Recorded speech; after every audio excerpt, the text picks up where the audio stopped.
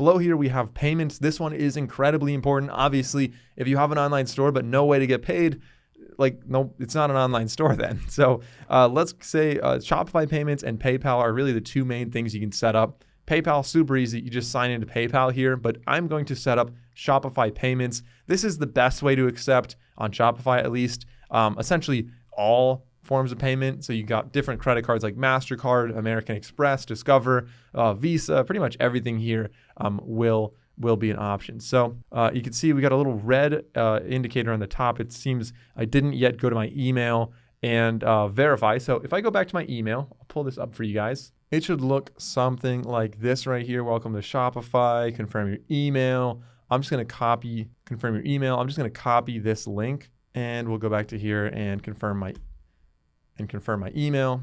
There we go. And you can just go back to your store. So I'm gonna close out of this tab in just a second.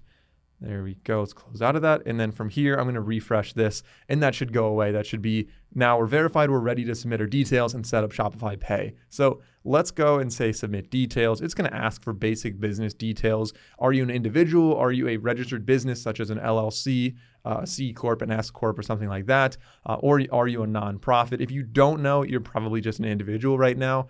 If you're looking to register as an LLC, we have videos on that as well. You can check out down. I'll link those down below. And it just kind of helps you to walk through some of the different ways that can kind of facilitate setting up an LLC, for example. So I'm going to go individual for this. Then we can choose our industry type, which says food and drink. And this can be meat provisioners, I guess. And then you should upload some documents. I actually didn't do that, so mine might not get accepted, but you'll have like maybe a credit card statement or a bank statement, utility, something that has your home address or your business address usually would be submitted alongside that, just much more likely to get verified and have that come back a lot faster. And then two-step authentication. Essentially, if you're not familiar with this, I think many people probably are, but this is going to be when you sign into an account, you don't just use your username and your password, you'll also have a secondary way of verifying. So whether that is a text message or an authenticator app, there's different ways to have this set up. Typically, people use authenticator apps. Let me just sign in right here. So unfortunately, it is going to make us sign back in, and then we can scan with an authenticator app. And this could be,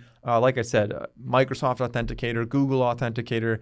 There's a ton of other authenticators out there, but just download any one of them. Go to the App Store and just look up Authenticator app. You'll find a bunch. And then that'll bring us back to the payments. And there we go. We can now use Shopify Payments. We're ready to go. So you'll see we can accept all these different kinds of payments. If we go to manage, I think there's another one. And we should be, there we go. We're good to go. So if we click on manage, by the way, I have to blur out some of this detail.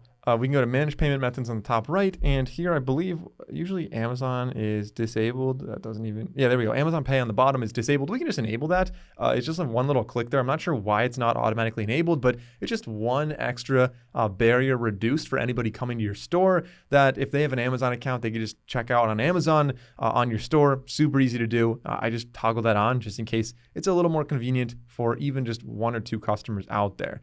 Then going back to payments, so clicking on payments there, like I said, you can set up PayPal down there.